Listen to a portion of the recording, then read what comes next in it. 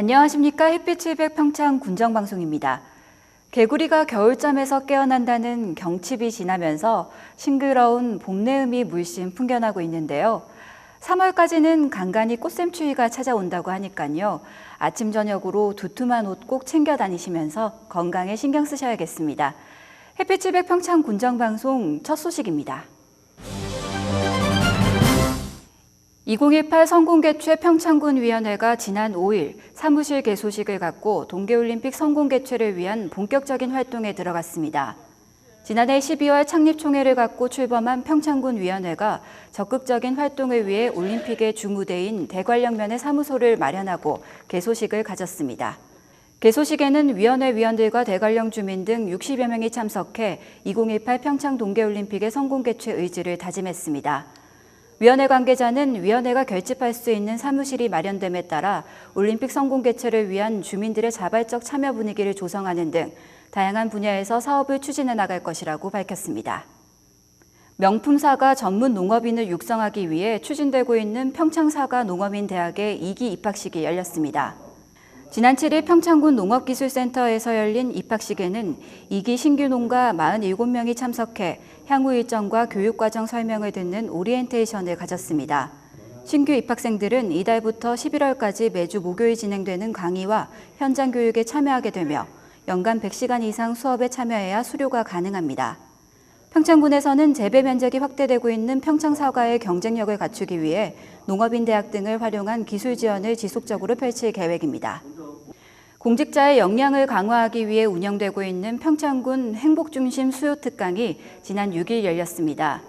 올해 첫 수요특강은 평창군 사회복지정책 자문위원을 역임하고 있는 평창 제1감리교회 구인성 목사를 초청해 열정 도전이라는 주제로 강연이 진행됐습니다.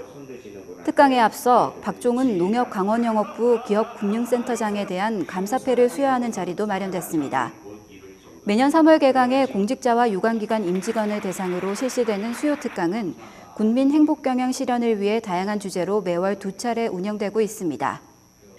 안보정신을 고취시키고 각종 재난 발생에 즉각 대응하기 위한 지역 민방위대장 특별교육이 실시됐습니다. 2013년도 평창군 지역 민방위대장 교육이 관내 민방위대장 90여 명이 참석한 가운데 지난 7일 평창군청에서 열렸습니다. 이날 교육에서는 국가안보와 지역 안정을 위해 조직된 민방위대가 유사시 신속하게 대처하기 위한 민방위대장의 통솔력과 지휘력을 배양하기 위해 안보 강연과 함께 교통안전교육도 이어졌습니다. 또 실생활에서 발생할 수 있는 응급사태에 대응할 수 있는 응급처치 기술인 심폐소생술 체험교육도 펼쳐 참석자들의 호응을 받았습니다. 매년 9월이면 흐드러지게 핀 메밀꽃이 장관을 이루는 봉평에서 효성문화제가 열리고 있죠. 문학과 관광이 접목된 국내 유일의 축제로 많은 관광객들이 찾고 있는데요.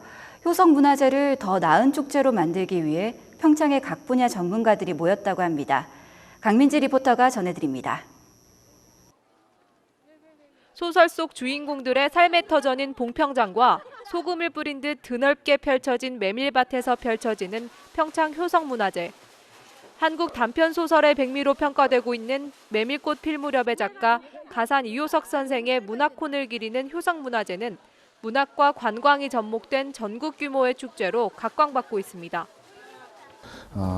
순수한 문학만 있는 것들이 아니고 문학 플러스 관광이라는 점이죠. 소설의 배경이 되는 메밀꽃밭이 관광객들에게는 찾아올 만한 매력적인 요소가 있어서 문학 플러스 관광 이런 것들이 그 두 순수한 문학 축제와는 차이가 있는 것으로 생각하고 있습니다. 특히 6년 전부터는 축제의 기획 의도와 내용 면에서 좋은 평가를 받아 문화체육관광부에서 지정하는 전국 유망축제로 선정되기도 했습니다. 그러나 우수축제로 도약하지 못하고 유망축제에 머물러 있어 평창군과 축제를 주관하고 있는 사단법인 이효석 문학선양회에서 대책 마련에 나섰습니다. 주차장 문제가 제일 먼저 있었고 두 번째는 메밀꽃밭, 세 번째는 화장실. 이걸로 인해가지고 점수를 제대로 받지 못해서 관계 공무원들을 모아놓고 그 문제를 해결하고자 활성화 방안이라는 타이틀로 오늘 워크숍을 갖게 된 것입니다. 이효석 문학선양회에서는 효성문화재 발전을 위한 토론회를 열었습니다.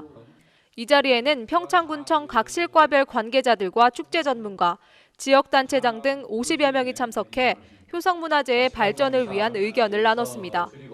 효성문화재의 약점으로 꼽히는 주차장과 화장실 등 인프라 부족 문제에 대해서는 장단기적 차원에서 보완해 나가자는 데 뜻을 모았습니다. 또 메밀꽃밭 면적 확대 문제에 대해서는 지난해보다 6만 평을 확대한 16만 평을 조성하고 생육기간이 긴 품종을 확보해 양적, 질적으로 풍성한 메밀꽃밭을 조성하기로 했습니다. 소설과 메밀꽃이 하나라는 느낌들, 이런 부분들을 살리기 위해서는 꽃밭이 많이 확대해야 돼야 되고, 그 안에서 문학적인 행사들이 그리고 공연 프로그램들이 많이 돼야 된다고 생각합니다. 소설과 연계된 콘텐츠 부족 문제는 지속적인 프로그램 개발을 통해 문제를 해결해 나가자는 의견이 제시됐습니다. 올해로 15번째를 맞는 효성문화제가 축제 시작 후 처음으로 열린 이번 토론회를 통해 2014년 문화체육관광부 우수축제로 도약할 수 있기를 기대합니다. 해피700 강민지입니다.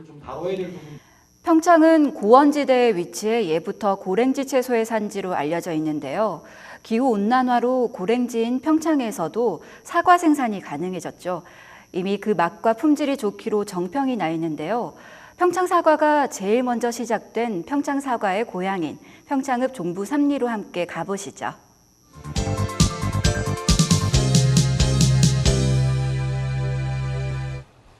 안녕하세요.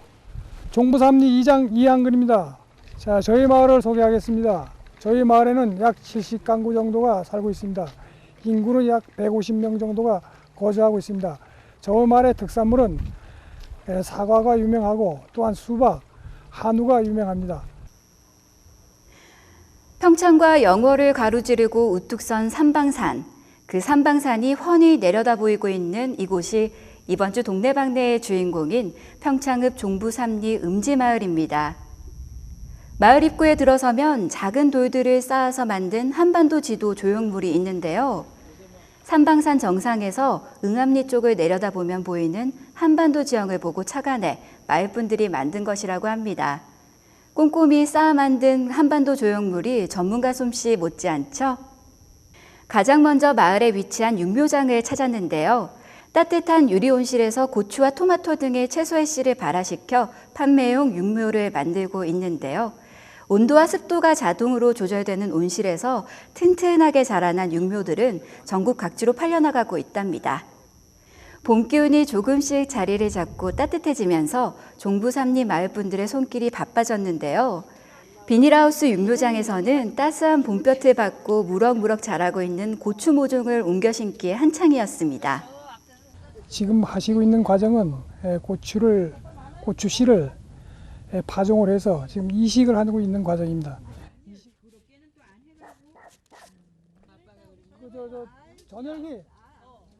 지금 이 과정은 모를 키우는데 날씨가 춥고 해서 전열을 깔아서 모를 키우면 모가 튼튼하게 잘 클 수 있는 과정이 되기 때문에 이 전열을 깔아서 지금 하고 있는 과정입니다.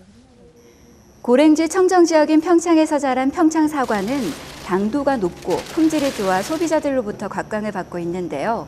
종부 삼리는 평창에서 가장 처음 사과 재배를 시작해 어느덧 8년차 사과 산지로 거듭나고 있습니다.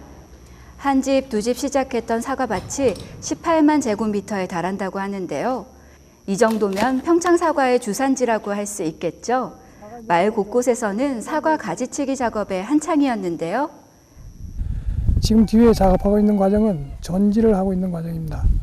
사과를 품질을 좋게 하기 위해서 좋은 꽃눈만 내비두고 필요 없는 것은 다 잘라내는 그런 작업입니다. 시기는 1월부터 3월까지 하고 있습니다.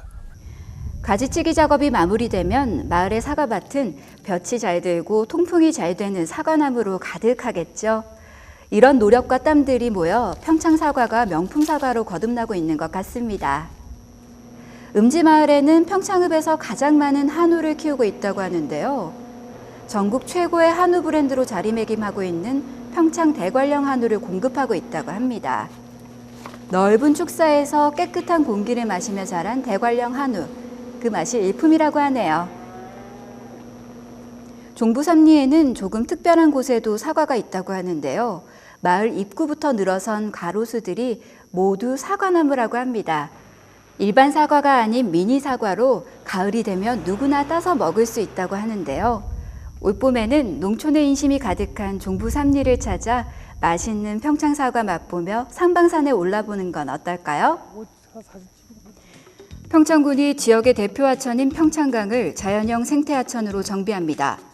정부의 생태하천 조성 사업 계획에 포함된 평창강은 올해부터 4년간 169억 원이 투입돼 자연형 생태하천으로 탈바꿈하게 됩니다. 평창군은 사업 구간인 평창읍 후평리에서 종부리까지 약 9.3km 구간에 데크 교란 가설 등을 설치해 평창만의 특색 있는 명품 하천으로 조성할 계획이라고 밝혔습니다. 평창군이 제2종 일반주거지역 내 건축물 신축 시 12층 이하로 층수 제한을 두고 있는 도시계획 조례를 올 상반기 내에 개정할 계획이라고 밝혔습니다. 그동안 도시계획 조례는 도시지역 과밀화 억제와 계획적인 개발을 유도하기 위해 운영되어 왔으나 주택 수요에 부응하지 못하는 등 문제점이 꾸준히 제기되어 왔습니다. 이번 조례 개정으로 평창군 주택 건설 환경이 크게 달라질 것으로 보입니다. 평창군 보건의료원에서 국민의 건강 증진을 위한 금연 클리닉을 연중 운영합니다. 금연 클리닉에서는 등록자를 대상으로 금연 상담과 함께 니코틴 보조제와 행동 보조제를 무상으로 제공합니다. 금연 클리닉 상담을 원하시는 분들은 건강증진센터나 해당 보건지소로 문의하시면 됩니다. 평창군이 주택과 공원 등 생활권 주변 녹지대의 산림 병해충의 신속한 진단과 처방을 위한 컨설팅을 추진합니다. 이번 컨설팅은 기관에서 관리하는 수목과 달리 병해충 발생 시 전문적인 방제에 어려움이 따랐던 주민 소유 수목을 대상으로 실시됩니다. 생활권 주변 수목의 진단을 원하는 국민들은 3월 한 달 동안 평창군 산림과에 문의 접수하시면 컨설팅을 받을 수 있습니다. 전통시장의 활성화를 위해 자구책을 마련하고 있는 평창올림픽시장 상인회에서 이번에는 공용 쿠폰을 만들었다고 합니다. 구매 금액의 2%를 쿠폰으로 발행해 매달 30일 상품권으로 교환해 준다고 하는데요. 이번 주에는 전통시장을 찾아 장도 보고 새롭게 만들어진 쿠폰도 모아보는 건 어떨까요? 햇빛700 평창 군정방송 이번 주는 여기까지입니다. 시청해주신 여러분 고맙습니다.